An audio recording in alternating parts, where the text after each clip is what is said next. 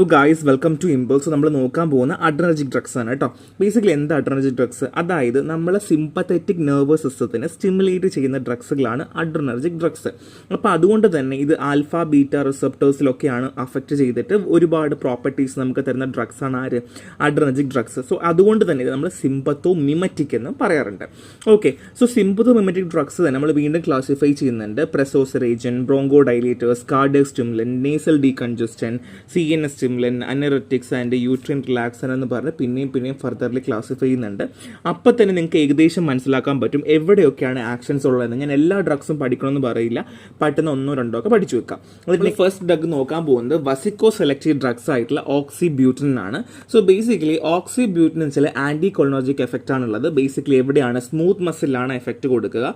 അതുകൊണ്ട് തന്നെ മസ്കാരണിക് ഇൻഹിബിഷൻ ഉണ്ടാവുന്നു എന്നുള്ളതാണ്.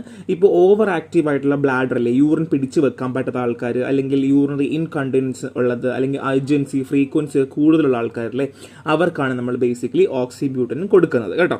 സോ നെക്സ്റ്റ് വൺ ഈസ് ഫ്ലാവോക്സൈറ്റ് ആണ്. ഇതൊരു ഡയറക്റ്റ് ആന്റഗോണിസ്റ്റ് ആണ്. ഇവിടെ മസ്കാരനോ ഫസൽകൊളിൻ റിസപ്റ്റർ തന്നെയാണ് എന്നുള്ളതാണ്.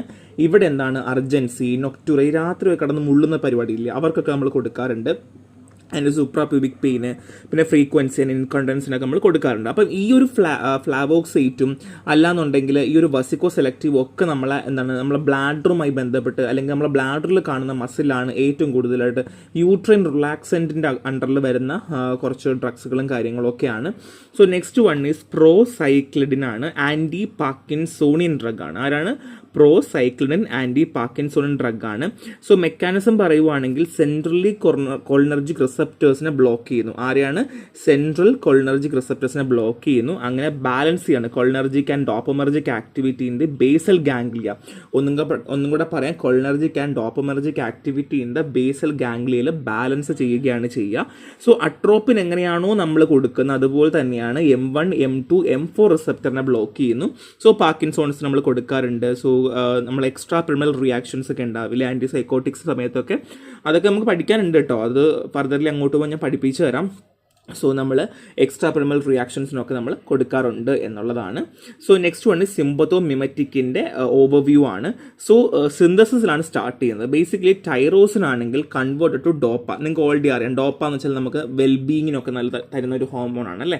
So start with tyrosine and convert to dopa, പിന്നെ then dopamine and finally norepinephrine. ഇതാണ് ബേസിക് ആയിട്ട് സിന്തസിസ് പറയുവാണെങ്കിൽ. ഇനി സ്റ്റോറേജ് എവിടെയാണ്? നോറെപ്പിനെഫ്രിൻ എവിടെയാണ്? വെസിക്കിൾസിലാണ് വരിക.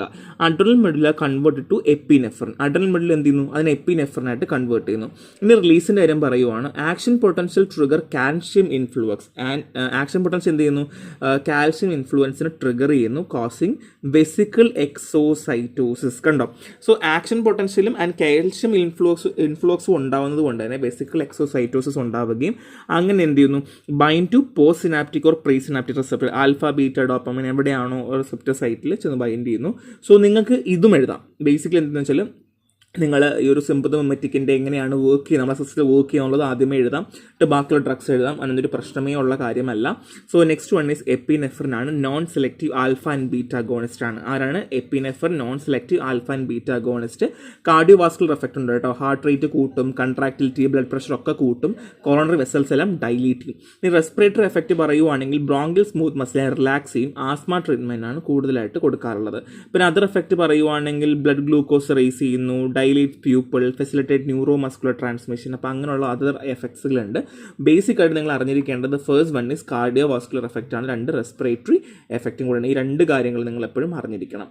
So next one is norepinephrine ആണ്. മെക്കാനിസം പറയുവാണെങ്കിൽ alpha 1, alpha 2 receptor to cause vasoconstriction. So vasoconstriction എന്നൊരു സാധനത്തിലേക്കാണ് പോകുന്നത്. അത് ആൽഫ 1, ആൽഫ 2 റിസപ്റ്ററിൽ അഫക്റ്റ് ചെയ്തിട്ടാണ്. ഇനി കാർഡിയക് എഫക്റ്റ് പറയുവാണെങ്കിൽ inotropic stimulator and dilator of coronary artery via beta receptor. അപ്പോൾ കാർഡിയക് എഫക്റ്റ് ആർക്കുണ്ട്? നോറെപ്പിനെഫ്രിന് കാർഡിയക് എഫക്റ്റ് ഉണ്ട് എന്നുള്ളതാണ്. ഈനോട്രോപിക് എഫക്റ്റ് ആണ് and dilator of coronary artery. അപ്പോൾ നമ്മുടെ കോറണറി ആർട്ടറി ഇല്ലേ, അതിന് എന്ത് ചെയ്യാറുണ്ട്? ഡൈലേറ്റും കൂടെ ചെയ്യാറുണ്ട് എന്നുള്ളതാണ്. അപ്പം എല്ലാവർക്കും സംശയം ഉണ്ടാവും എന്താണ് ഈനോട്രോപ്പിക് എന്നുള്ളത് ഉണ്ടാവും അല്ലേ. സോ ബേസിക്കലി നിങ്ങളിത് പഠിച്ചിട്ടുള്ളതാണ്. സോ ഈനോട്രോപ്പിക് എന്ന് വെച്ചാൽ നമ്മുടെ സ്പീഡ് അല്ലെങ്കിൽ force of contraction of muscle alter ചെയ്യുന്നു, അല്ലെങ്കിൽ കൂട്ടുന്നു, അല്ലെങ്കിൽ മോഡിഫൈ ചെയ്യുന്നു എന്നൊക്കെ വേണമെങ്കിൽ പറയാം.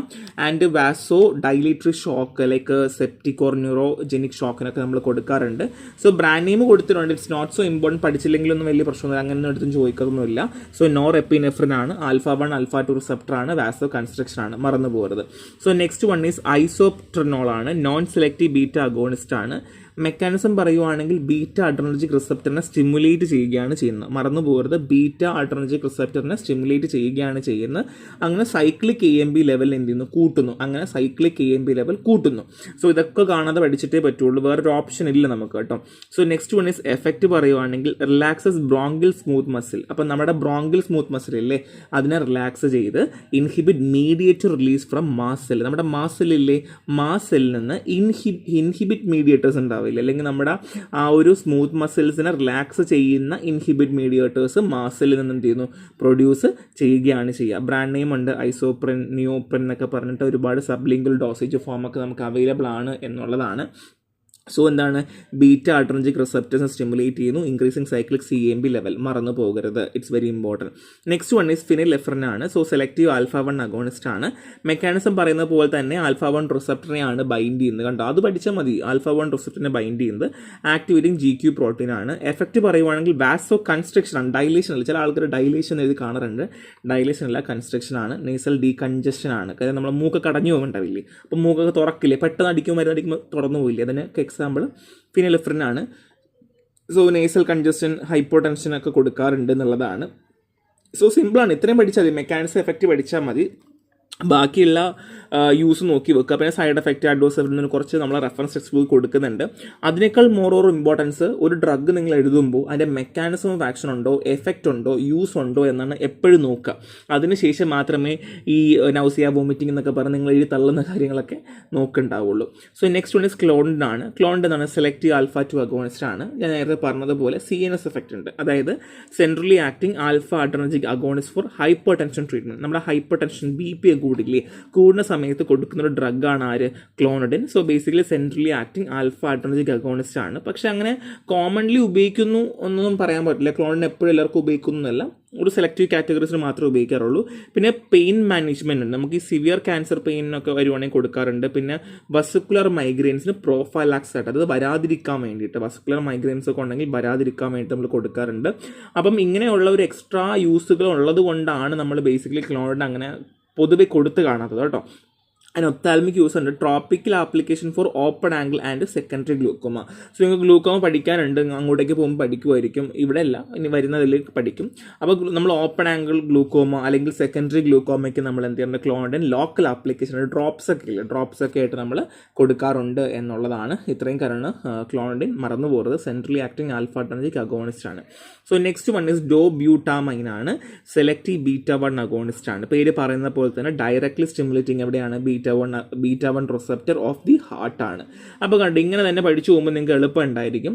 സോ എഫക്റ്റ് പറയുവാണെങ്കിൽ ഹാർട്ട് തന്നെയാണെന്ന് പറഞ്ഞല്ലേ. അപ്പം മയോകാർഡിയൽ കൺട്രാക്റ്റിലിറ്റി കൂട്ടുക, സ്ട്രോക്ക് വോളിയം കൂട്ടുക, കാർഡിയക് ഔട്ട്പുട്ട്, അതായത് ബ്ലഡിൻ്റെ ഫ്ലോ ഇല്ലേ, ബ്ലഡിൻ്റെ ഫ്ലോയിൻ്റെ കാർഡിയക് ഔട്ട്പുട്ട് കൂട്ടുക. സോ യൂസ് പറയുവാണെങ്കിൽ cardiotonic after myocardial infarction or open heart surgery. So open heart surgery ശേഷമോ അല്ലെങ്കിൽ മയോകാർഡിയൽ ഇൻഫാക്ഷന് ശേഷം ഉണ്ടാകുന്ന ഒരു കാർഡിയോട്ടോണിക്, അല്ലെങ്കിൽ നമുക്ക് ഹാർട്ടിന് വേണ്ടിയിട്ട് ഒരു ഔട്ട്പുട്ട് കൂട്ടി, സ്ട്രോക്ക് വോളിയം കൂട്ടി, നമുക്ക് കൺട്രാക്റ്റിലേക്ക് കൂട്ടി പ്രോപ്പറായിട്ടിരിക്കാൻ വേണ്ടി നമ്മൾ ഹെൽപ്പ് ചെയ്യാറുണ്ട്.